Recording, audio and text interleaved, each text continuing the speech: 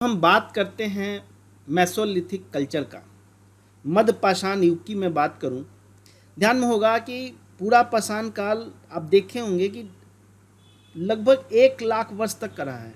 ठीक है, उसके बाद अब देखते हो कि मध्य पाषाण या जिसको मेसोलिथिक युग कहा जाता है वो आया। और इस बदलते ही युग में आप देखोगे कि कई परिवर्तन होते हैं। सबसे इंपॉर्टेंट पॉइंट यहाँ ध्यान रखना कि कई परिवर्तन होते हैं। जैसे देखोगे कि जीवन शैली में बदलाव आएगा, तापमान में आपको वृद्धि दिखेगी और साथ ही साथ आपको देखेगा पशु में, वनस्पतियों में बदलाव आएंगे।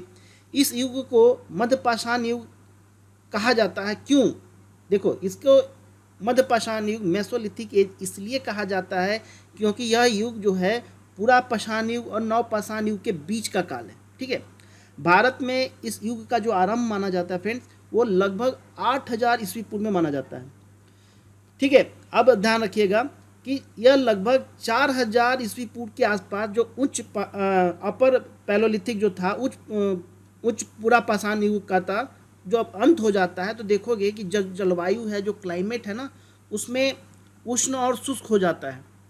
ठीक है, जिसके परिणाम स्वरूप आप देखोगे कि बहुत सारे जो मौसमी जो जल स्रोत होते हैं, जहाँ पे नदियाँ होती हैं, झरने होते हैं ना, वो सूख गए होते हैं।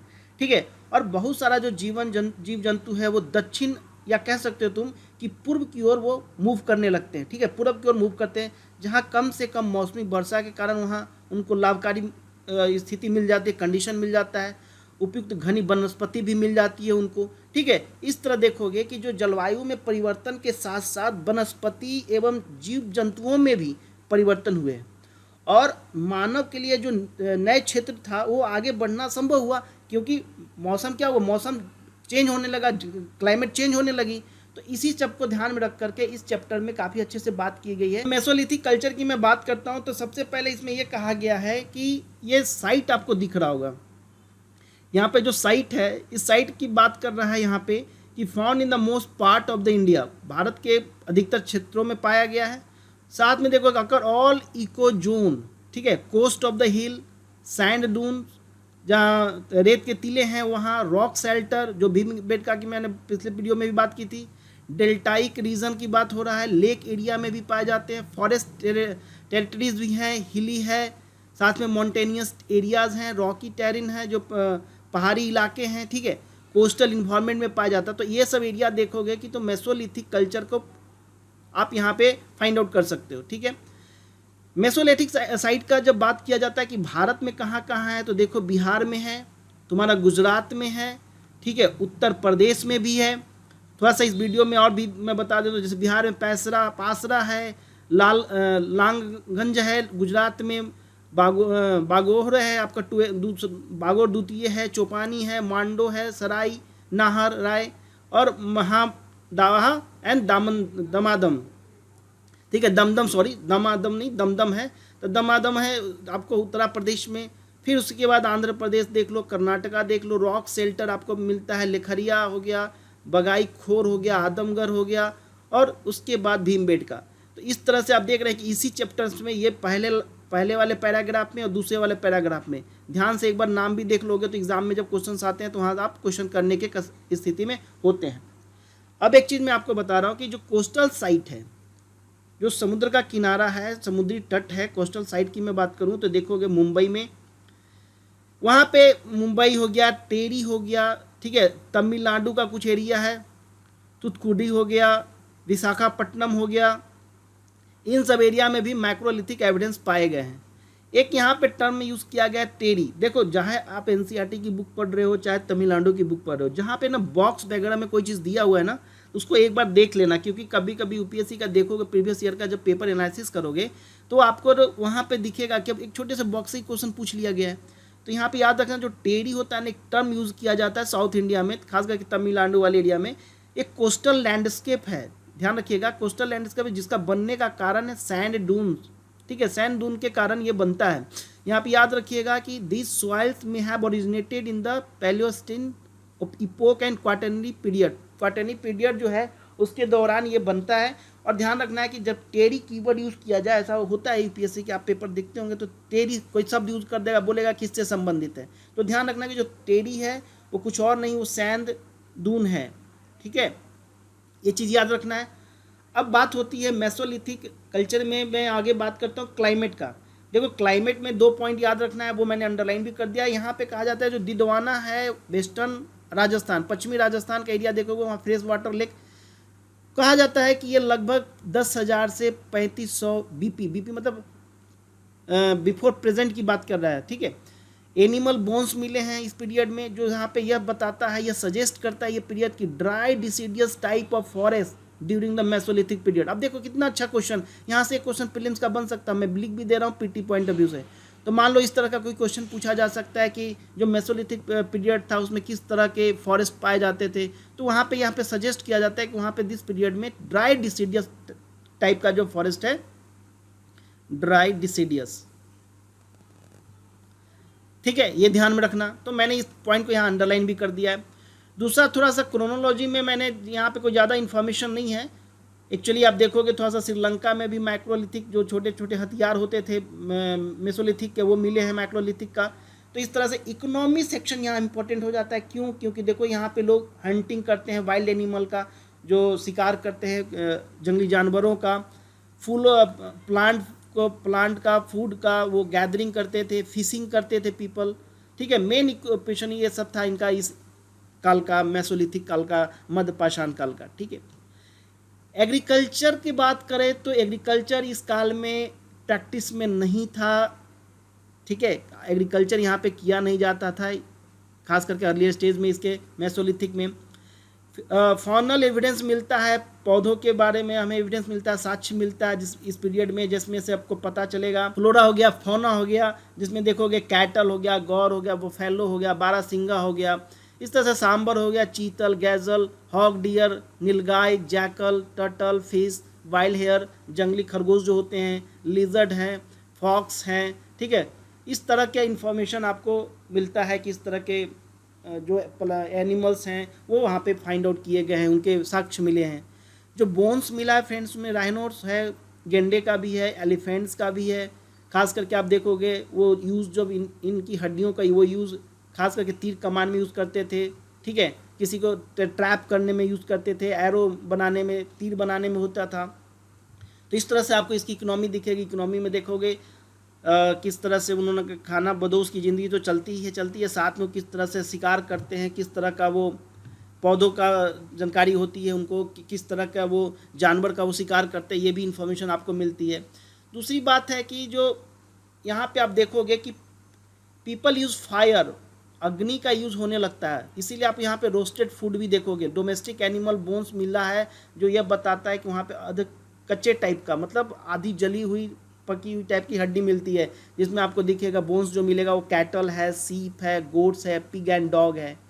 खास करके देखोगे इस वाला एरिया में जो कानेवाल का एरिया है, लोतेश्वर का एरिया है, रतनपुर है, आदमगढ़ से और भीमबेटका में मध्य प्रदेश में आपको ये सब साइड का इन्फॉर्मेशन मिलता है। कैमल बोन्स भी मिला है कानेवाल में। तो ये सब इन्फॉर्मेशन आपको ध्यान में रखना है कि कहाँ से कौन चीज़ें मिली हैं। मैं एक छोटा सा आगे बता भी दूंगा, थोड़ा लिख भी दूंगा कि कौन चीज़ें जनरली कहाँ से मिली हैं।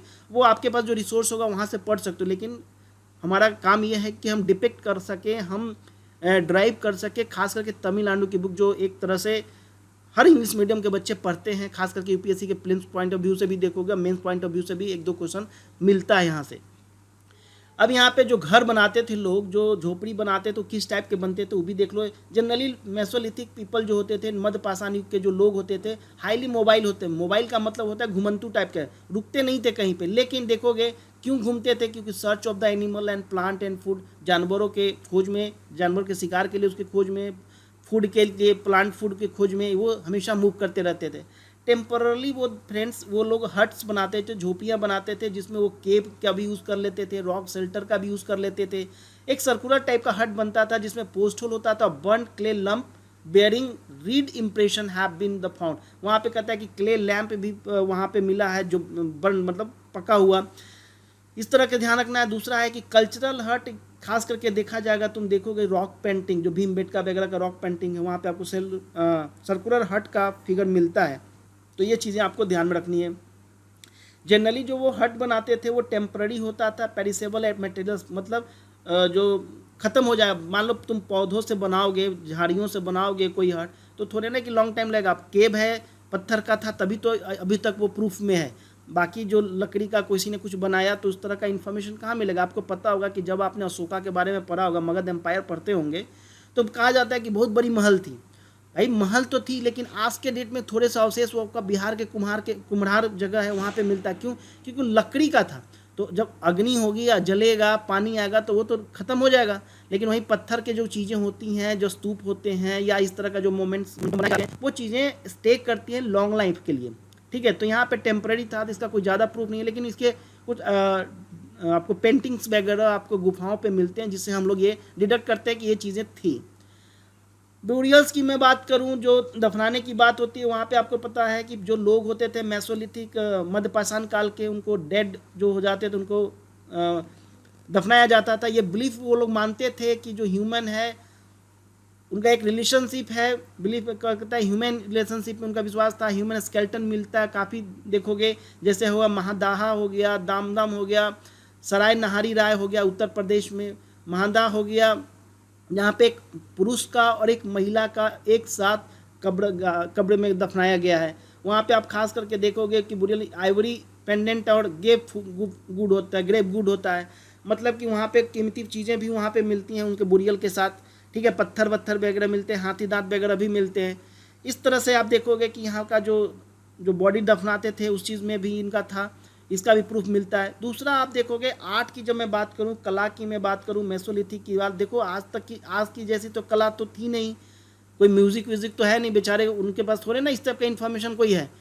लेकिन उनकी आर्ट की कथा कैसे पता चलती है? जो भीमबेटका वगैरह में देखते हो या चंद्रावती जो राजस्थान में है वहाँ पे देखते हो, तो उन सब चीज़ों से हमें पता चलता है, जो ज्योमेट्रिकल फिगर्स वगैरह बनते हैं उससे हमें पता चलता है कि उनकी कला की भी कोशिश थी, थोड़ी बहुत पेंटिंग्स वगैरह हमें दिखाई देता है। वहीं पे आपको दिखेगा कि आप देखेंगे कि ह्यूमन टूथ, जो मानव दांत है, उसका भी ज्योमेट्रिकल डिज़ाइन मिलता है। रॉक पेंटिंग, जो आपको रॉक शेल्टर दिखता है मध्य प्रदेश में, देखोगे सेंट्रल इंडिया में। दूसरा, जो लोग थे मेसोलिथिक काल के, उसमें हंटिंग भी होता है, ट्रैपिंग एनिमल्स होता है जानवरों को पकड़ने के लिए, फिशिंग एंड डांसिंग का भी फिगर मिलता है भीमबेटका वगैरह में आपको दिखेगा। भीमबेटका जो है वो खास करके आप देखोगे नियर द भोपाल है, रायसीना एंड पंचमढ़ी मध्य प्रदेश। कुछ पार्ट्स आपको, कुछ चीज़ें एविडेंस के रूप में आप देखोगे साउथ मिर्ज़ापुर में भी मिलता है उत्तर प्रदेश के पास। ये सब साइट में देखोगे आप कि हेमाटाइट जो होता है ना, उसमें काफ़ी रिच मात्रा में, रिच मात्रा का मतलब ये होगा कि उसमें काफ़ी मात्रा में आयरन की उपलब्धता होती है। ठीक है, तो आयरन रिच स्टोन होता है जो ट्रेस करता है, रबिंग के लिए, रगड़ने के लिए किसी चीज़ पे वो यूज़ किया जाता है, वहाँ भी फाइंड आउट किया गया है। तो इस तरह से आप देखोगे, और साथ में देखोगे कि people might have decorate themselves, अपने आप को वो पत्तों से, फूलों से सजाते थे। ठीक है, अब आज के ज़माने के जैसा कॉस्मेटिक आइटम तो वहाँ अवेलेबल था नहीं, समझ रहे बात को। तो इस तरह का ये चीज़ें आर्ट भी आपको यहाँ पे दिखेगा। अगला जो इसमें चैप्टर था, पॉइंट था, वो था Hunter and gathering this period.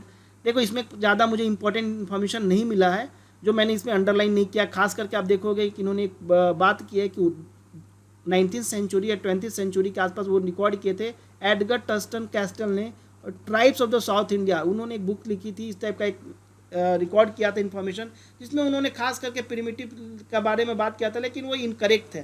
तो इस तरह से ये यहाँ से कोई इन्फॉर्मेशन हमें मिलता नहीं है जो हम यहाँ पे देखेंगे।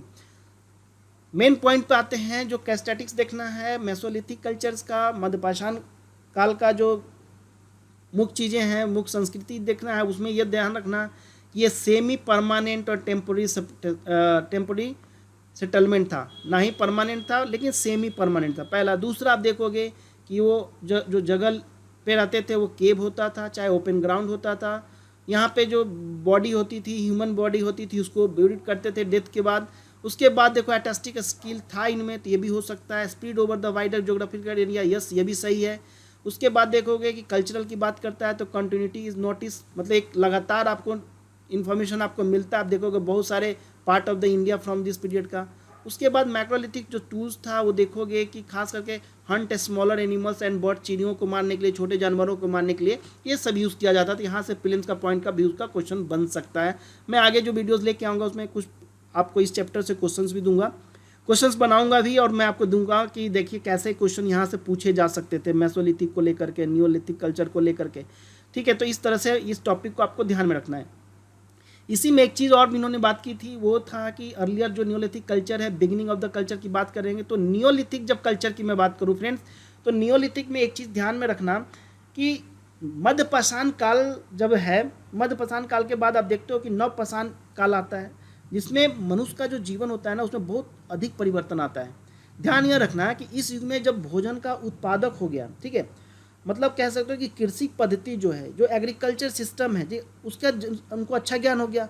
और यह पाषाण की जो तीसरी और जो कहा जाता है कि अंतिम कड़ी थी, अंतिम पीढ़ी थी, उसमें कहा जाता है कि भारत में 4000 ईसा पूर्व से देखोगे यह शुरू हुआ, और संभवतः कह सकते हो कि 2500 ईस्वी पूर्व तक, ठीक है, ईस्वी पूर्व तक ये चला।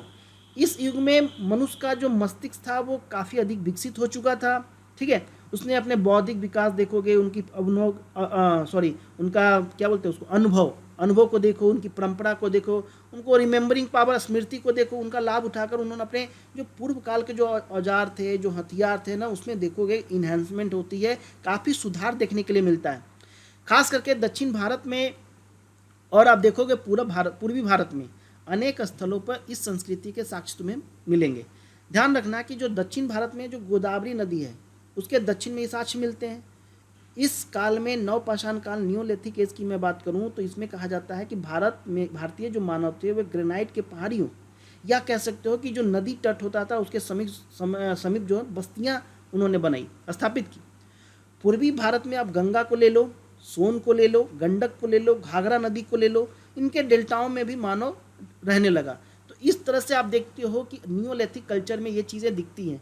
अब मैं इसी में से कुछ पॉइंट्स आपको, जो मैंने आपको डिस्कस किया, वो इसी चैप्टर का है, कोई मैंने अपने मन से नहीं बताया आपको। ध्यान से रखना कि यहाँ पे मैंने अंडरलाइन भी कर रखा है। जैसे नियोलिथिक पीरियड की बात करूँ तो ये सिंपल से ही कहते हैं कि beginning of the agriculture animal domestication, agriculture and animal domestication, it means that कृषि और पशुओं को पालतू बनाने की कहानी यहाँ से शुरू होती है। Earlier evidence of the new culture is earlier evidence of Neolithic culture is found in the fertile crescent area of Egypt में भी देखा जाता है, मेसोपोटामिया में भी दिखेगा, इंडस रीजन जो हमारा है, और गंगा का वैली ऑफ इंडिया में भी पाया जाता है, कुछ पार्ट चाइना में भी है।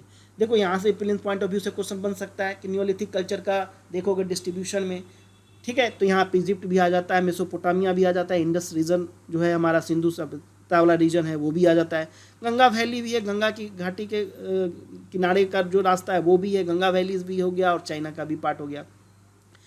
इसमें देखना है नियोलिथिक कल्चर में, थोड़ा सा मैं इसमें फिगर में भी आपको थोड़ा बड़ा करके दिखा देता हूँ, कोशिश कर रहा हूँ। देखिए नियोलिथिक कल्चर में देखोगे मॉडर्न टाउन की थोड़ा मैं बात करूँ तो देखो यहाँ पे बुर्ज-होम दिख रहा होगा, ये बुर्ज-होम ये दिख रहा होगा आपको, सरायकोला है इस्लामाबाद के आसपास, ये जो मॉडर्न सिटी का भी नाम इन्होंने दिया है। फिर यहाँ पे ये पाकिस्तान वाला ही एरिया है आपका, क्वेटा, मेहरगढ़ आपको दिख रहा होगा यहाँ पे, इधर कराची में ये यहाँ पे मॉडर्न सिटी है यहाँ पे। उसके बाद आपको दिख रहा होगा यहाँ पे, मैं दिल्ली इंडिया में बात करूँ तो यहाँ पे देखिए चिरांद है, यहाँ पे आपको दिखेगा सुरुतारू है, तो इस तरह से आपके को नाम देगा, कुच्चा है यहाँ पे इस एरिया में। वहीं पे साउथ इंडिया में जब जाओगे तो साउथ इंडिया में देख लो पय्यमपल्ली, देख रहे हैं, तो इस तरह से ये बुक्स में भी दे रखा है। तो इस तरह से तो मुझे नहीं लगता कि इतना डिटेल में वो पूछेंगे, लेकिन ध्यान रखना है कि जो कोई कीवर्ड है या कोई स्पेशल कल्चर्स है वो चीज़ें यहाँ से क्वेश्चन में पूछे जा सकते हैं। अब देखिए आगे, नियोलिथिक कल्चर के बारे में कहा जाता है कि नियोलिथिक कल्चर तो भारत में मिला है, साथ में बहुत सारे रीजन में भी डिस्ट्रीब्यूटेड है, जिसमें खास करके देखोगे north western part of India और पाकिस्तान का भी एरिया है। एक चीज़ और ध्यान रखिएगा इसके बारे में, जो पॉइंट है वो है कि नॉर्थ जो नियोलिथिक है, नवपाषाण कल्चर है, जो संस्कृति है नवपाषाण काल का, उसमें जो नॉर्थ वेस्ट उत्तर पश्चिम भारत की बात करूं तो उसमें कहा जा रहा है कि नॉर्थ वेस्ट में देखोगे यहाँ पे प्लांट का एविडेंस मिला है, एनिमल डोमेस्टिकेशन का मिला है। खास करके देखोगे मेहरगढ़ हो गया, राना गुंदई हो गया, सरायकाला हो गया, जालीपुर हो गया, ठीक है, नियोलिथिक साइट है ये सारे। दूसरे जो अभी खास करके देखोगे कि कहाँ है, वो पाकिस्तान में है। मेहरगढ़ के बारे में कहा जाता है कि एविडेंस है जो लगभग कहता है कि डेटिंग जो है उसका 7000 BC का है, वीट हो गया, तुम्हारा बार्ले हो गया, कल्टिवेटेड लैंड हो गया, सीप हो गया। मतलब कि यहाँ पे आपको मिलता है, वीट भी मिलता है, बार्ले भी मिलता है, जिसका ये आपको कह सकते हो कि यह सच है कि वहाँ पे कल्टीवेट किया जाता था, वहाँ पे उसकी उत्पादन की जाती थी। सीप हो गया, गोट हो गया, बकरी हो गई, कैटल भी, मवेशी भी कुछ पाए जाते थे जिसको वो पालतू बनाते थे। ये चीज़ें यहाँ थी, और कह सकते हो कि प्रिसीडेड द इंडस सिविलाइजेशन। यहाँ से कह सकते हो कि एक तरह से एक शुरुआत हो जाती है, जो प्रीडिसेसर होता है ये किसका, सिंधु सभ्यता का। फर्स्ट जो पीरियड है, फर्स्ट कल्चर जो है पीरियड जो में देखोगे न्यूलिथिक एज कहाँ है, मेहरगढ़ में। अब मैं थोड़ा सा ये फिगर आपको दिखा रहा हूँ, इस फिगर को भी देखिए। Earlier density of the Neolithic Mehrgarh. Mehrgarh का आपको दिख रहा होगा मड हाउस है, मिट्टी का बना हुआ घर आपको दिख रहा होगा यहाँ पे, ठीक है। तो इस तरह से सिंबल आप देख रहे हैं। कहता है कि ह्यूमन एंसेस्टर जो है वो knowledge of the medical herbs जो है, जो आयुर्वेदिक जो हर्ब्स हैं, जो पत्तियां हैं, पेड़ पौधे हैं, उसके बारे में नॉलेज, और capable for taking care of the health of survival from pre historic time. पूरे प्रागैतिहासिक काल से आप देखोगे कि अपने हेल्थ को लेकर के उन कैपेबल थे, इनको मेडिकल हब्स का इन्फॉर्मेशन था। तो नियोलिथिक कल्चर की चीज़ों की प्रूफ देखो। दूसरा कि वे ऑफ लाइफ था उनका चेंज होता है, डिजीज़ जो है बहुत सारे न्यू डिजीज़ अपीयर होते हैं, और वो उसका फाइंड रेमेडीज़, उसकी रेमेडीज़ भी वो फाइंड आउट करते हैं। नियोलिथिक पीरियड की बात करें तो people begin to eat ground grain and cooked food. मतलब भूमि से उपजाई हुई जो ग्रेन होते थे, जो अनाज होते थे, वो उनको खाने का प्रूफ मिलता है, और कुक्ड फूड मतलब पका हुआ फूड का भी प्रूफ मिलता है। खास में आप देखोगे कि इनको बहुत सारा कारण था कि उनको डेंटल प्रॉब्लम और हेल्थ प्रॉब्लम होते थे। द अर्लीस्ट एविडेंस होता है जो ड्रिलिंग ऑफ ह्यूमन टूथ, ध्यान रखिएगा इस पॉइंट को, ड्रिलिंग, दांतों में जो छेद करना होता है ऑफ द ह्यूमन टूथ, जो मानव का जो दांत है उसमें ड्रिलिंग करने का लिविंग पर्सन में, जो जिंदा इंसान है उसमें भी फाउंड एट द मेहरगढ़ में पाया गया है। तो प्रील्यूड ऑफ डेंटिस्ट्री बोल सकते हो कि वहाँ पे देखा गया है, खास करके नियोलिथिक में मेहरगढ़ में। तो फ्रेंड्स देखिए कितना अच्छा इन्फॉर्मेशन है, बहुत अच्छे से बुक लिखी गई है। लेकिन वही बात है ना कि अब हिंदी माध्यम में है तो ध्यान लोगों को नहीं जाता है, लोग लगे रहते हैं या तो आपका जो बुक है क्या उसको बोलते हैं, लूसेंट वगैरह का बुक है वहाँ से ले लेते हैं, एंशिएंट वहाँ से पढ़ लेते हैं। लेकिन खास करके एग्जाम्स का आप देखो क्वेश्चंस उठा करके, क्वेश्चन काफ़ी स्टैंडर्ड हो गया है। क्वेश्चन अब एक लाइनर क्वेश्चन बहुत कम पूछे जाते हैं कि एक डायरेक्ट पूछ लिया गया, या तो क्वेश्चन आएगा या तो नहीं आएगा, यही सवाल होता है। लेकिन बुक आपको मैं ये इसलिए सजेस्ट करता हूँ कि वीडियो आप इसलिए देखो ताकि आप एक मन में वो डर ना हो, यार मैंने पढ़ी नहीं, पता नहीं आगे उसमें से क्वेश्चन आ गया, तो आपको एक ओवरव्यू पता रहेगा कि हाँ वहाँ पे ये सारी चीज़ें थी। और एक बार वीडियो देखा हुआ और सुना हुआ ये चीज़ें ना आपको याद रहेंगी, इसकी मैं गारंटी ले रहा हूँ। क्योंकि देखिए होता क्या है कि आप टेक्स्ट पढ़ रहे हो तो टेक्स्ट कितना देर याद रहेगा वो आप पे डिपेंड करता है, लेकिन जब आप उसी चीज़ को विजुअल फॉर्मेट में देखते हो, आवाज़ के रूप में देखते हो, तो फिर वो चीज़ें ना वो आपका परमानेंट हो जाएगी। दो तीन बार भी वीडियो आप फास्ट करके भी देख लोगे ना तो फिर मुझे नहीं लगता कि आप इसको भूल पाएंगे, क्योंकि वहाँ जब ऑप्शन आपके पास आएगा तो ऑटोमेटिक आप ऑप्शन आपके क्लिक कर जाएंगे, ठीक है। अब देखिए कहा जाता है कि कहा जाता है इस काल में देखोगे the people belong in this age did not use pottery मिट्टी वगैरह का जो बर्तन है वो पोट्री वगैरह का यूज नहीं करते थे। कल्टिवेटेड 6 रो बार्ले, लेकिन वो जो बार्ले का उपज करते थे ना वो 6 रो होता था। ईमर एंड एनकॉन वीट हो गया, जूसबेड, इस तरह से कुछ है, डेट्स है, खजूर हो गया, डेट्स भी है। तो इस तरह से आप देखोगे डोमेस्टिकेटेड में करते हैं सीप को, गोट को, कैटल को। तो ये चीज़ें भी आप प्रीलिम्स पॉइंट ऑफ व्यू से यहाँ से भी एक बार देख लेना कि 6 रो बैरलेस के का उपज करते थे, लेकिन पोट्री का यूज़ नहीं था। ये पॉइंट थोड़ा सा इंपॉर्टेंट हो जाता है। आगे देखो यहाँ जो इनका नियोलिथिक कल्चर की मैं बात कर रहा हूँ, नवपाषाण काल की बात कर रहा हूँ, इसमें जो घरें बनाई जाती थी वो मड की मिट्टी की बनी होती, जो मैंने आपको फिगर में भी अभी दिखाया था, मेहरगढ़ में ये फिगर आपको दिख रहा होगा यहाँ पे। उसके बाद आप देखोगे कि इसमें जो लोग होते थे जो डेथ कर जाते थे उनको दफनाया भी जाता था, ब्यूरिड किया जाता था। और ये ऑर्नामेंट जो अलंकरण के लिए ना, जैसे जो बोलते हो ना कि गहने वगैरह, तब वहाँ सोना चांदी का तो जानकारी थी नहीं, तो सी का जो समुद्र का जो सेल होते थे जो उसको यूज़ करते थे, लाइम स्टोन को यूज़ करते थे, लाजली को यूज़ करते थे, सैंडस्टोन, ये सब चीज़ें यूज़ की जाती थी, जो आप देखिएगा कि वो आर्टिफैक्ट्स वो पहनते थे। जो दूसरा काल होता है फ्रेंड्स, अब मैं थोड़ा सा यहाँ से कलर चेंज कर दे रहा हूँ। जो दूसरा काल होता है खास करके देखोगे पीरियड ऑफ सेकेंड पीरियड, मैं फर्स्ट पीरियड की बात कर रहा था नियोलिथिक में ही, दूसरे पीरियड में कहा जाता है कि 5500 बीसी से बीसीई से 4800 बीसीई तक था। थर्ड पीरियड जो था वो 4800 से 3500 बीसीई था। खास करके इस रीजन में आपको दिखेगा पोट्री ड्यूरिंग दिस पीरियड। देखिए पहले वाले फर्स्ट पीरियड की मैं बात करूँ उसमें तो ये नहीं दिखा, लेकिन सेकेंड वाले पीरियड में, थर्ड पीरियड में देखोगे पोट्री, मिट्टी वगैरह का, बर्तन वगैरह का जो पोट्री की बात करते हैं वो पोट्री वगैरह इस पीरियड में दिखते हैं। टेराकोटा फिंगरेंस भी आपको दिखेगा, गैजल फेंस भी दिखेगा आपको। ये सारी इन्फॉर्मेशन आपको यहाँ मिलता है और एविडेंस ऑफ द ऑर्नामेंट मिलता है। बोमेन हैज़ अनकवर्ड, ठीक है, ये चीज़ें मिलती हैं।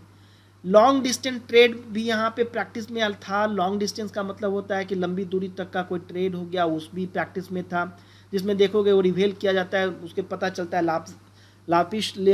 लैप्सिस लाजुली का ये पत्थर होता है, उस पत्थर से पता चलता है। और ओनली आप देखोगे ये अवेलेबल है आपको वास्कशान, ठीक है, इस प्लेस में अवेलेबल इन बातकान। ये टाउन जो था वो काफ़ी छोड़ देते थे, बहुत समय बाद वहाँ पे देखोगे मेचर फेज आता है जब इंडस सिविलाइजेशन के आते हैं, rise of major phase of Indus civilisation. तो इस तरह से देख लो।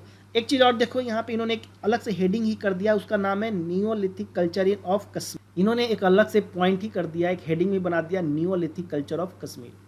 Neolithic culture in Kashmir region में देखोगे कंटेम्प्रेरी समकालीन किसका होता है, हड़प्पन सिविलाइजेशन का बुर्ज होम, जो मैंने आपको अभी मैप में भी दिखाया था। इम्पोर्टेंट साइट है यहाँ पे कल्चर जो, और यहाँ पे इस और भी साक्ष्य मिलते हैं जैसे मेगालिथिक का। अर्लियर हिस्टोरिक पीरियड में देखोगे कि पीपल लिव इन अ पीट हाउस, पीट हाउस में इस एरिया में रहते थे लोग, जो 4 मीटर डेप्थ होता था, गहरे में होता था, मतलब खंद करके जो जगह बनाई जाती है गड्ढे में 4 मीटर गहराई पे वो बनती थी। जनरली वो कोल्ड वेदर से बचने के लिए आप देखोगे इग्लो वगैरह भी बनता है। एक चीज़ यहाँ पे ये ध्यान रखना था कि जो कश्मीर का जो रीजन था, नियोलिथिक कल्चर ऑफ कश्मीर में देखोगे यहाँ पे आपको जो मकान बनते थे, जो घर बनाए जाते थे, वो ओबेल टाइप का शेप होता था, वाइड होता था, ठीक है, जो नीचे होता था बॉटम का एरिया था वो वाइड होता था और नैरो होता था टॉप में, क्योंकि बर्फ़ गिरेगा तो यदि वो आप चकोर बनाते हो तो फिर तो घर गिर जाएगी ना। तो इस तरह से आप देखोगे कि टॉप जो होता वो नैरो होता था, बॉटम जो होता था वो वाइड होता था। वहीं पे पोस्ट होल यूज़ करते थे, construct attached structure of the around the पीट हाउस के चारों तरफ वो स्ट्रक्चर करते थे, पोस्ट होल्स क्रिएट करते थे। नियोलिथिक पीरियड होता था, खास करके देखोगे कश्मीर में जो डोमेस्टिकेट करते हैं सीप को, गोट को, कल्टिवेटेड प्लांट पौधों का भी वो कल्टिवेट करते हैं। साथ में नियोलिथिक जो पीपल थे फ्रेंड्स, उसमें बुर्ज होम आपको दिखेगा, ट्रेड जा था, उसमें देखोगे हड़प्पन सिविलाइजेशन के साथ, और हैंडमेड पॉटरी वगैरह भी यहाँ पे यूज़ किया जाता था। कुछ टूल्स हैं जैसे आप स्टोन एक्स हो गया, इस तरह से आप देखोगे मैस हेड हो गया, पॉइंट होगा, पिक्स, तो इस तरह से कुछ स्टोन्स भी ये यूज़ करते थे जो खास करके शिकार करने के लिए, ठीक है। तो ये पॉइंट आपको ध्यान में रखना है खास करके कश्मीर वाले रीजन में। जो सेकेंड फेज था नियोलिथिक कल्चर का, उसमें कहा जाता है कि इसमें देखोगे 2 चीज़ें इम्पॉर्टेंट, एक है एसेरमिक और दूसरा है ceramic phase. Ceramic phase did not have evidence of ceramic और ceramic phase have evidence of the existing of poetry, यही डिफरेंस है। ceramic जो था और ceramic phase जो है, ceramic phase में कहा जाता है कि वहाँ पे कोई ceramic का एविडेंस नहीं मिला, लेकिन ceramic phase में आप देखोगे कोई एविडेंस मिलता है existence of pottery. ceramic phase में जो लोग होते थे वो बनाते थे, घर जो होती थी मिट्टी के होते थे, यूज़ करते थे कॉपर एरो हेड यूज़ करते थे, कॉपर का, तांबे का। दूसरी बात था कि वो ब्लैक वेयर पोएट्री तो बर्तन जो थे ब्लैक वेयर थे, ब्रेड था, ब्रेड ऑफ एगेट करते हैं उसको। उसके बाद पेंटेड पोएट्री भी आपको दिखेगा, जो बोरियल होते थे, जो जिनकी डेथ हो जाती थी उनको भी उस प्रोड्यूस पे देखोगे। डॉग बोन भी मिला है, ठीक है, अंटलर होर्न भी मिला है, सिंग भी मिले हैं, कुत्तों की हड्डियां भी मिली हैं। खास के हंटिंग स्क्रीन भी देखोगे डिपिक्टेड है ऑन स्टोन पे, जहाँ पे डॉग का भी फोटो चित्र बना है, सूर्य का भी बना हुआ है। सीड्स की जब मैं बात करूँ तो सीड में देखोगे यहाँ पे वीट हो गया, वार्ले हो गया, कॉमन पी हो गया, लेंटिल्स हो गया, तीसी वगैरह जिसको बोलते हैं वो भी हो गया। तो इस तरह की इन्फॉर्मेशन है। साथ में डोमेस्टिकेटेड एनिमल्स में आप फिर यहाँ पे देखो एक तरह से कॉमन ही चल रहा है, कैटल है, सीप है, गोट है। ये खास करके आप देखोगे कश्मीर का जो कल्चरल नियोलिथिक कल्चर है उसके बारे में। कश्मीर टैग है, रेड डियर है फ्रेंड्स, आईबैक्स डियर है, वॉल्फ है, ये भी सारे हंटेड एनिमल्स किया जाते थे इनका। अब जो मैं बात करूं उसमें देखोगे नियो कल्चर जो गंगा वैली है, ठीक है, गंगा वैली और सेंट्रल इंडिया की बात कर लो। हमने किसमें देखा, हमने देखा कश्मीर वाला एरिया में हमने देखा। अब हम देख रहे हैं किधर वाले पार्ट में, अब हम देख रहे हैं सॉरी कश्मीर का तो एरिया देखा ही देखा, साथ ही पाकिस्तान वाला एरिया भी देखा, मेहरगढ़ वगैरह देखा। अब हम देख रहे हैं गंगा का जो इलाका है वहाँ देख रहे हैं, और सेंट्रल इंडिया जो मध्य भारत की बात है। देखो गंगा वैलीज की जब बात करोगे ना, गंगा वैली और सेंट्रल इंडिया में नियोलिथिक साइट जो है वो लहरुआ देव है, लहरुआ देव इसको प्रोनाउंस करेंगे, वो वहाँ पे है। चौपानी मुंडा है, लहरुआ देव जो है वो अर्लियर एविडेंस है, राइस कल्टीवेशन आपको मिलता है। उसके बाद देखोगे बहुत सारा और है, कोल्डिवा हो गया, चिरांद हो गया बिहार में, वो भी मैंने आपको अभी फिगर में भी दिखाया था। शेनवार हो गया, माघड़ा हो गया, महगर हो गया, ये सारी इंपॉर्टेंट नियोलिथिक साइट है। खास करके आप देखोगे गंगा वैली और सेंट्रल इंडिया वाले पार्ट में, तो यहाँ पे भी कुछ चीज़ें ध्यान से सुन लेना। जो 6 रो बार्ले था, खास करके आप देखते हो कि evidence of the cultivation of 6 row barley, several types of wheat हो गया, राइस है, pea green gram chicken, mustard है, इस टाइप के फ्रूट्स वगैरह भी मिले हैं, और यहाँ पे ग्रेन्स भी मिले हैं, इसके एविडेंस भी मिला है खास करके सेंट्रल इंडिया में।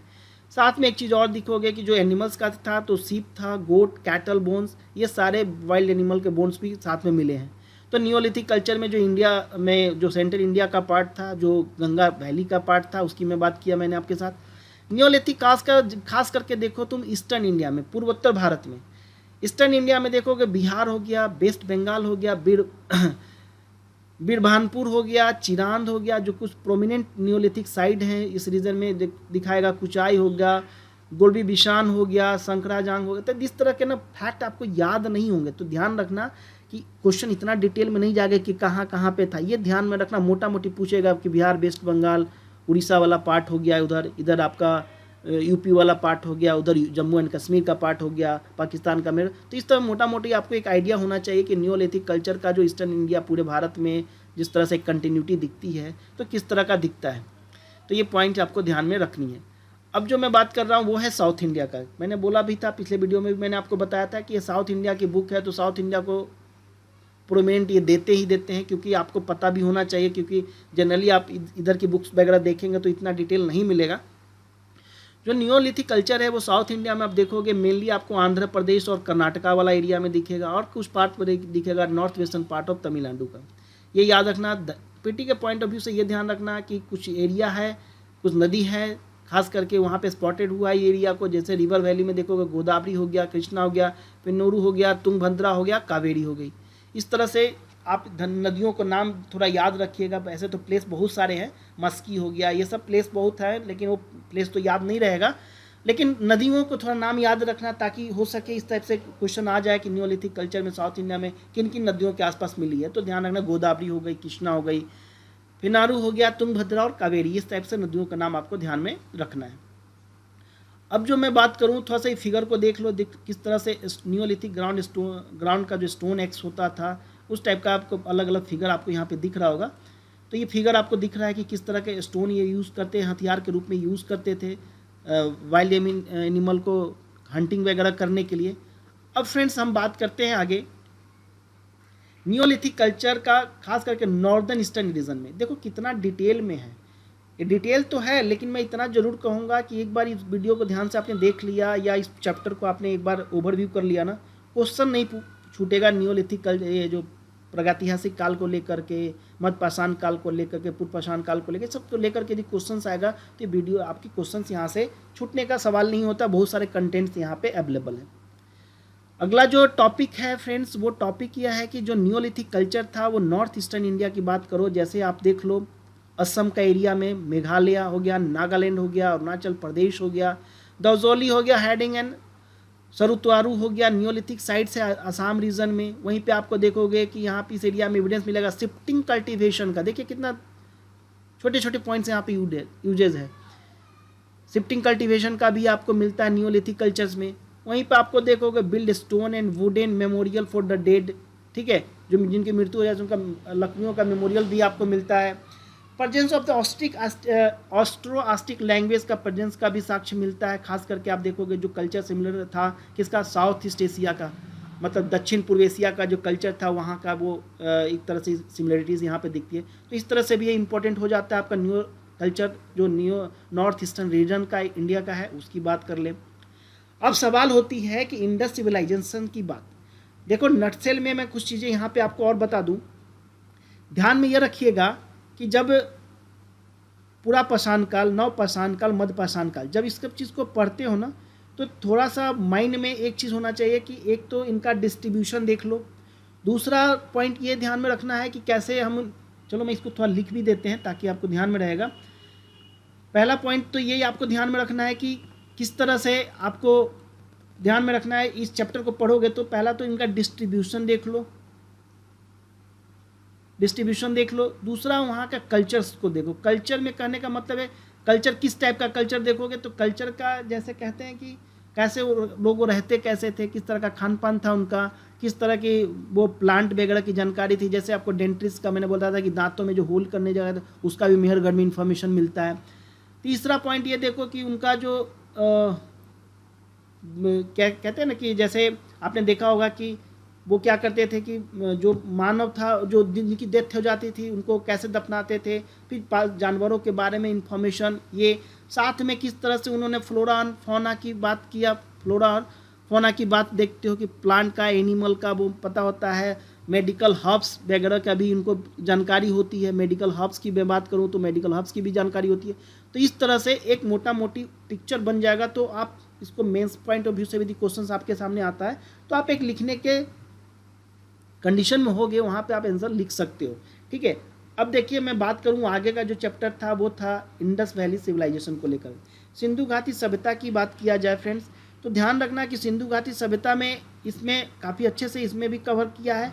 और साथ में मैं आपको बता दूं कि सिंधु घाटी सभ्यता का थोड़ा सा कुछ एक इम्पॉर्टेंट बात ये तो है कि पहले तो ये देख लेना कि सिंधु घाटी सभ्यता जो थी उसको किस तरह से कहाँ से किन किन लोगों ने खोजा, ये इन्फॉर्मेशन हो जाती है तो एकदम प्रिलिम्स पॉइंट ऑफ व्यू से हो जाता है। वो कहीं भी आपको बुक्स में वो चीज़ें आपको मिल जाती हैं, उसमें आपको दिक्कत नहीं होती है। लेकिन दिक्कत कहाँ होती है, जो मेन पॉइंट है किस तरह का वहाँ का ट्रेडिशन था, कैसे लोगों का सिविलाइजेशन था, एग्रीकल्चर का क्या इम्पैक्ट था।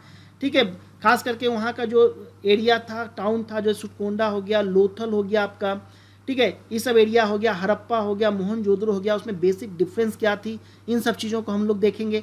और साथ में हम देखेंगे कि हड़प्पा सिविलाइजेशन का फीचर्स वगैरह क्या था। देखो जो हड़प्पा सिविलाइजेशन था वो कहा जाता है कि पहली फेज थी अर्बनाइजेशन इन इंडिया। ठीक है, जबकि देखोगे कि while the civilisation was in the peak several cultural namely Mesolithic, Neolithic culture, जिसको हमने देखा भी था कि किस तरह से सिविलाइजेशन आता है। खास करके नियोलिथिक कल्चर में आप देखते हो, नियोलिथिक जो काल था, नवपाषाण काल, उसमें आप देखते हो कि लोग एक जगह बसने लगते हैं, नदियों के किनारे रहते हैं, घर बनाने लगते हैं, मिट्टी के घर बनाने लगते हैं। तो ये सब चीज़ें आपको दिखती है। लेकिन जो फर्स्ट फेज़ है भारत में अर्बनाइजेशन का, ठीक है, शहरीकरण का, वो पहला रिप्रेजेंटेशन करता है इंडस वैली सिविलाइजेशन। ठीक है, सिंधु सभ्यता हमें बताती है। अब थोड़ा सा इसको देखते हैं, नोमेनक्लेचर वगैरह, फेज वगैरह। देखो आपको ध्यान में रखना है कि यहाँ पे खास करके जो कल्चर है उसमें कहा जाता है कि ये नॉर्थ और वेस्ट, उत्तर और पश्चिम, खास करके देखोगे इंडिया और पाकिस्तान में 3rd मिलेनियम BC में आपको ये दिखता है, अपीयर होता है। अब सवाल ये उठता है फ्रेंड्स कि जब हम ये चीज़ तो देख लिया कि पहला तो कि कहाँ पे किस एरिया में, वेस्टर्न इंडिया का हो गया, नॉर्दर्न वेस्टर्न इंडिया और पाकिस्तान का। Harappa is the first sight, ठीक है, फर्स्ट साइट जो खोजा गया था, इसीलिए इसका नाम पड़ता है हड़प्पा सिविलाइजेशन। आपको एकदम बेसिक से मैं बता रहा हूँ, जो बच्चे नए हैं 2021 में अपीयर होना चाहते हैं या 2020 में भी जो देना चाहते हैं, वो एक बार देखो UPSC का क्वेश्चन का खूबसूरती ये होता है ना, उसमें बेसिक से लेकर के एडवांस आ जाता है और एक ही क्वेश्चन में आपसे पूछ लेगा। तो यहाँ पे बोर मत होइएगा। यदि आपको लगता है कि नहीं मैं काफ़ी बेसिक से बताने लगा हूँ तो इस वीडियो को थोड़ा सा आप मूव कर लेना, थोड़ा सा फॉरवर्ड कर लेना, फिर आप देख लेना। ठीक है, अब देखिए यहाँ पे civilisation did not appear all of the sudden, एक ही बार ऑटोमेटिकली ये कोई अपीयर नहीं हो गया था। ये बिगनिंग होता है नियोलिथिक विलेज, जो मैंने आपको बोला था कि प्रीडिसेसर होगा इंडस वैली सिविलाइजेशन का। ये रीजन में देखोगे 7000 BCE में कि नियोलिथिक जो था खास करके साइट जो थी मेहरगढ़ में, हड़प्पा कल्चर को कुछ फेजेस में फ्रेंड्स डिस्ट्रीब्यूट किया जाता है। क्या डिस्ट्रीब्यूट किया जाता है उसके अकॉर्डिंग हम यहाँ पे देखेंगे। एक होता है अर्लियर हड़प्पा, एक हो गया आपका अर्लियर हड़प्पा, दूसरा हो गया मेचर हड़प्पा और एक हो गया लेट हड़प्पा। अर्लियर हड़प्पा है 3000 से 2600 BCE, 2600 से 1900 BCE हो गया आपका मेचर हड़प्पा, और 1900 से 1700 BCE लेट हड़प्पा। ये 3 काल में इसको डिस्ट्रीब्यूट किया था। ठीक है, अब देखिए, अब ये तीनों काल को अलग अलग करके थोड़ा सा डिटेल करते हैं हम लोग। करना क्या है कि मैंने इसमें अंडरलाइन भी कर दिया है कि जो अर्बन फेज है, खास करके आप देखोगे मेचर हड़प्पा में, वो स्टार्ट होता है आफ्टर डिक्लाइनेशन। उसके बाद देखोगे धीरे धीरे हड़प्पा काल का डिक्लाइनेशन भी शुरू होता है। इंडस वैली साइट में देखोगे फर्स्ट जो विजिट किया था चार्ल्स मैसन के बारे में आपको बता दूं कि चार्ल्स मैसन ने सबसे पहले इंडस वैली सिविलाइजेशन को विजिट किया था 1826 में। फिर आता है अमरी बाई अलेक्जेंडर ब्रून्स 1831 में। और हड़प्पा साइट जो है फ्रेंड्स के बारे में बता दूं कि ये डिस्ट्रॉय कर दिया जाता है, तोड़ दिया जाता है, लेकिन अनजाने में होता है। लेकिन होता कब है, जब ब्रिटिश गवर्नमेंट लाहौर से मुल्तान, ध्यान रखना, लाहौर से मुल्तान रेलवे लाइन बिछाता है ना, उस बीच में हड़प्पा काल की जो नगर थी वहाँ की ईंटें वगैरह ये यूज़ करना शुरू करते हैं। जब वो जब इस जो साइट होता है उस पर जब अलेक्जेंडर कनिंघम जब आता है, फर्स्ट सर्वेयर होता है आर्कोलॉजिकल सर्वे ऑफ इंडिया का, देखोगे कि यहाँ पे ये लगातार विजिट करता है 1853 में, 1856 में, 1875 में। और वहाँ पे भी वो उतना इम्पोर्टेंस नहीं मिलता है, लेकिन इम्पोर्टेंस कब मिलता है जब सर जॉन मार्शल आता है। वो जो डायरेक्टर जनरल होते हैं ASI का, जो आर्कोलॉजिकल सर्वे ऑफ इंडिया का, वो इस साइट को इनिशिएट करता है। जॉन मार्शल जो है वो काफ़ी इंपॉर्टेंट प्ले रोल अदा करता है development of archaeology in India. Bharat में भी आपको पता ही होगा कि जो पुरातत्व सर्वेक्षण विभाग है उसका डेवलपमेंट में, आर्कोलॉजिकल सर्वे ऑफ इंडिया के डेवलपमेंट में काफ़ी जॉन मार्शल का इंपॉर्टेंट रोल होता है। उसके बाद आता है मोटिमर व्हीलर के नाम आता है जो हड़प्पा साइट को एक्सकवेट करते हैं। उसके बाद देखोगे बहुत सारे हड़प्पा साइट पे जाते हैं, पाकिस्तान में चला जाता है। अब देखते हैं कि भारत 1947 के बाद ये एरिया चला जाता है पाकिस्तान में। उसके बाद हम लोग ज़्यादा, हमारे पास डिटेल नहीं होता है, लेकिन भारत में जो एरिया होता है उस पर हम लोग खुदाई करते हैं जिससे बहुत सारी इन्फॉर्मेशन हमें मिलती है। उसको भी मैं अभी बात करूँगा आपके साथ। ध्यान रखना कि भारत वाला जो एरिया है, खास करके देखोगे इंडियन साइट में बहुत सारा है, जैसे हो गया कालीबंगा हो गया, आपको लोथल हो गया, राखीगढ़ी हो गया, धौलावीरा हो गया भारत के साइड में। इसमें काफ़ी खुदाई वगैरह हुई जिससे इन्फॉर्मेशन मिलता है 1950 के बाद। आप देखते हो भारत आज़ाद होने के बाद जो जोग्राफिकल एरिया है और जो सेटलमेंट है इंडस वैली सिविलाइजेशन का, उसमें आप देखोगे लगभग एरिया कहा जाता है 1.5 मिलियन स्क्वायर किलोमीटर का जो इंडिया पाकिस्तान का एरिया है। लेकिन हमें यहाँ पे ध्यान ये पॉइंट रखना है कि आप देखोगे इसका सेटलमेंट है सुतकंदोर है आपको वेस्टर्न पाकिस्तान और ईरान के बॉर्डर के पास सुतकंदोर। सोटुगाई है अफगानिस्तान में, आलमगीर है उत्तर प्रदेश में। इसका यदि मैपिंग की मैं बात करूँ आपको मैपिंग में देख लो, दाइमाबाद हो गया महाराष्ट्र में, नॉर्थ में दाइमाबाद हो गया, आलमगीरपुर इधर आपको आलमगीरपुर हो जाएगा, पाकिस्तान वाला एरिया, ईरान वाला एरिया जो हो गया सुतकंदोर हो गया।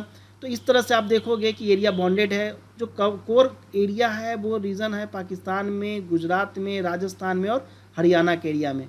तो इस सब एरिया में जो कोर रीजन है खास करके हड़प्पन सिविलाइजेशन का जो प्लान था, टाउन्स का जो प्लान किया इन्होंने, हड़प्पा था पंजाब जो पाकिस्तान में है, मोहनजोदड़ो हो गया सिंध वाला एरिया पाकिस्तान का, धौलावीरा, लोथल और सुतकोट हो गया गुजरात वाला भारत में, कालीबंगा और बनावली हो गया आपका राजस्थान में, और राखीगढ़ी हो गया आपका हरियाणा में। तो ये ध्यान रखना, पीटी पॉइंट ऑफ व्यू से भी यहाँ पे कुछ पूछा जा सके तो ध्यान रखिएगा, स्टेट पीसेस में भी आते हैं।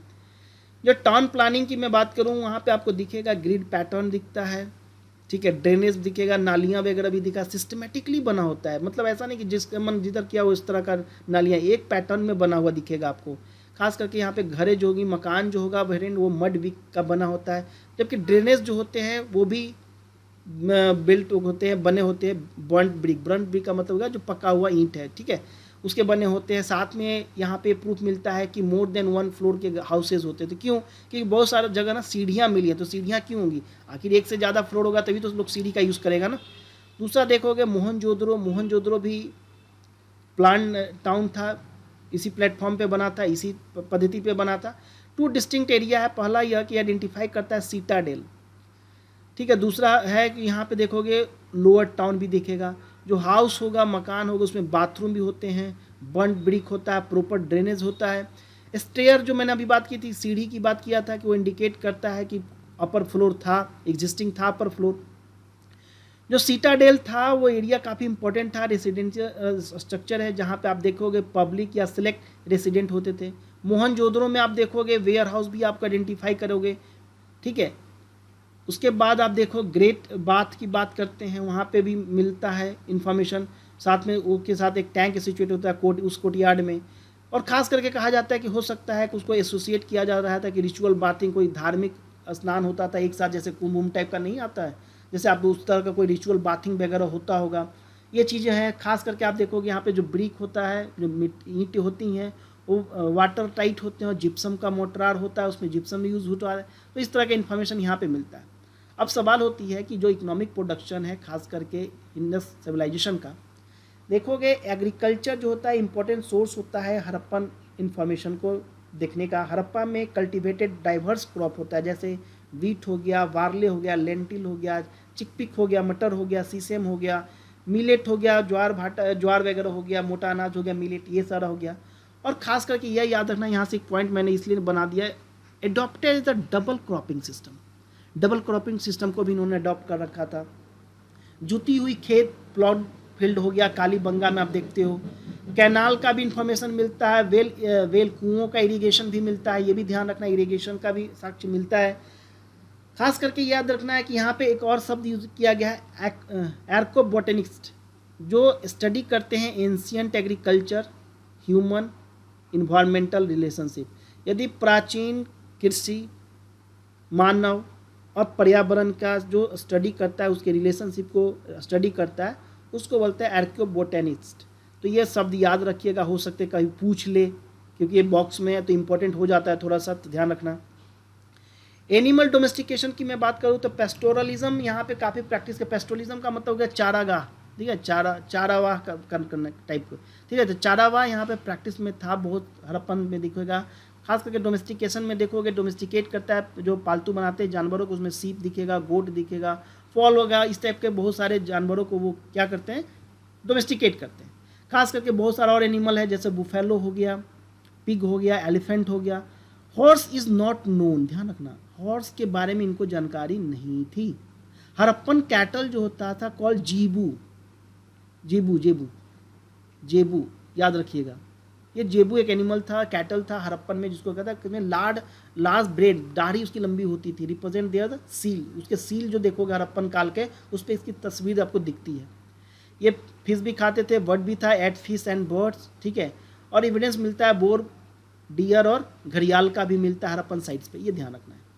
जब क्राफ्ट प्रोडक्शन की मैं बात करूँ, क्राफ्ट प्रोडक्शन में देखोगे सेल, बैंगल्स, ठीक है, चूड़ियों का बनाने का, मेटल वर्किंग का एविडेंस मिलता है। एक खास करके जो ट्रेड होता है इनका, उसमें देखोगे एक्सपोर्टेड टू द मेसोपोटामिया में भी होता है, जहाँ पे काफ़ी एविडेंस मिला है। हड़प्पन काल के जो आर्टिफैक्ट्स थे वहाँ भी मिले हैं, मेसोपोटामिया में भी। इससे ये पता चलता है कि यहाँ पे एक्सपोर्ट भी होती थी, व्यापार भी होता था। ध्यान में रखना है एक चीज़ और, ये बॉक्स में आप देख लो, जो मटेरियल्स है, सोर्स, साइट ऑफ सोर्स है, सेल हो गया, नागेश्वर एंड बालाकोट, ठीक है, लाप्सिस लाजुली हो गया, सोतुगाई, ठीक है, कार्नेलियन हो गया लोथल में, ये सेटेटाइट हो गया साउथ राजस्थान में, कॉपर हो गया राजस्थान और ओमान में। तो ध्यान रखना कि इस तरह से क्वेश्चन हो सके कभी पूछ लिया जाए स्टेटमेंट के रूप में या मैच द फॉलोइंग के रूप में, तो एक चीज़ से इसको थोड़ा सा ध्यान में रख लीजिएगा। पोट्री की मैं बात करूँ फ्रेंड्स, पोट्री इनका डेली यूज़ का था, प्रत्येक दिन इनका यूज़, काम का डेली का मतलब बोलते हैं डेली यूज़ में आता था पोट्री। वेल फायर्ड पोट्री था, अच्छे से पका हुआ पोट्री था। खास करके देखोगे उस पर बहुत सारा पीपल लिप्स वगैरह का भी फिगर दिखेगा, फिश स्केल डिज़ाइन भी दिखेगा, काफ़ी इंटरसेक्टिंग सर्किल लाइंस हैं, सर्किल लाइन भी दिखेगा आपको, इंटरसेक्टिंग करता हुआ लाइन भी दिखेगा, जिगजैग लाइन भी दिखेगा, हॉरिजॉन्टल बैंड्स भी दिखेगा। मतलब अच्छा चित्रकारी दिखता है इन सब फिगरों पे। जैसे इस फिगर को मैं बड़ा करके आपको दिखाता हूँ, देखो यहाँ पे ये आपको दिख रहा होगा मैप पे। ये देखिए किस तरह का डिज़ाइन करते थे ये आर्टिफैक्ट्स, जो पोट्री जो होता था हड़प्पन काल में, उस पर किस तरह का डिज़ाइनिंग है, इसी डिज़ाइनिंग की मैं बात कर रहा था कि इस पर सर्किल भी दिखेगा आपको, पीपल वगैरह के लिप्स भी का फोटो दिखेगा, ज्योमेट्रिकल मोटिव्स वगैरह दिखता है, फ्लोरा एंड फोना का पैटर्न भी यहाँ पे दिखता है। तो ये सब चीज़ें यहाँ पे इन्फॉर्मेशन आपको मिलती है जो काफ़ी अच्छे तरह से डेकोरेटेड होता है। जब मेटल और टूल्स वेपन की बात करते हैं तो हड़प्पा सिविलाइजेशन में याद रखना कि this belong to the bronze age civilisation. Harappan know how to make copper and bronze, उनको पता था कि तांबा और पीतल कैसे बनाते हैं, लेकिन ध्यान रखना इनको लोहे की जानकारी नहीं होती है। उसके बाद यहाँ पर वही पॉइंट है कि did not know the knowledge of the iron. तो ध्यान रखना कि एक बार यूपीएससी में मुझे याद है कि 2016 या 15 में एक क्वेश्चन भी आया था कि जो युद्ध में जाते हैं सैनिक वो एक पहनते हैं, क्या पहनते हैं वो, मुखौटा वगैरह लगाते हैं लोहे वगैरह का। तो इस तरह से क्वेश्चन था, वो मैं आगे वीडियो लेकर आऊँगा। तो मैं 2014 से लेकर के 2019 तक के जो भी खास करके एंशिएंट हिस्ट्री को क्वेश्चंस को पूछा गया है और जो मैंने चैप्टर कराए हैं उससे यदि क्वेश्चन है या नहीं है वो भी मैं दूंगा, जो नया होगा वो भी दूंगा, क्योंकि ताकि ये कंटिन्यू जब ये सीरीज़ चलेगी तो आपको पता रहेगा कि हाँ मैं जो पढ़ रहा हूँ यहाँ पे वो इंपॉर्टेंट है मेरे लिए, ऐसा नहीं है कि मेरे पास ये इंपॉर्टेंट नहीं है। तो ध्यान रखिएगा, एक कीवर्ड फिर यहाँ आता है रोहरी चेट का आता है। Chert is the fine grained sedimentary rock होता है जो खास करके देखोगे रोहरी इन पाकिस्तान के एरिया में पाया जाता है और ये यूज़ किया जाता था हड़प्पन के द्वारा स्टोन ब्लेड को बनाने के लिए, टूल्स बनाने के लिए। तो रोहरी चेट ये याद रखना। टेक्सटाइल और ऑर्नामेंट, कपड़ों वगैरह के बारे में बात कर ले, ऑर्नामेंट की बात कर ले तो ध्यान रखना है कि इमेज बहुत सारा एक प्रिस्ट का इमेज दिखता है जो डिपिक्टेड कपड़ा पहना होता है, सॉल ओढ़े होते हैं जो लाइक ए क्लॉथ होता है, उस पर फ्लावर डेकोरेशन होता है।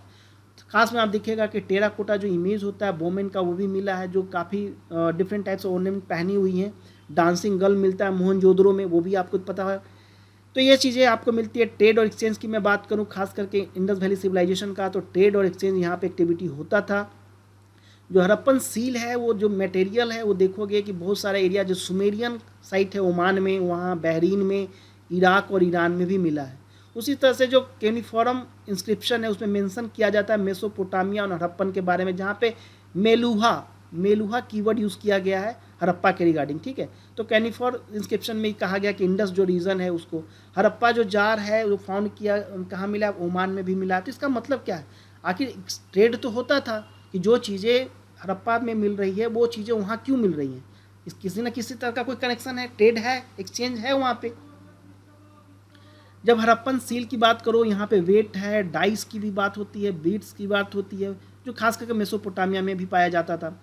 लाप्सिस लाजुली जो पत्थर है वो भी है, कॉपर है, गोल्ड है, वेराइटी ऑफ वुड है, बहुत डिफरेंट टाइप की लकड़ी हैं जो एक्सपोर्टेड किया जाता था मेसोपोटामिया को।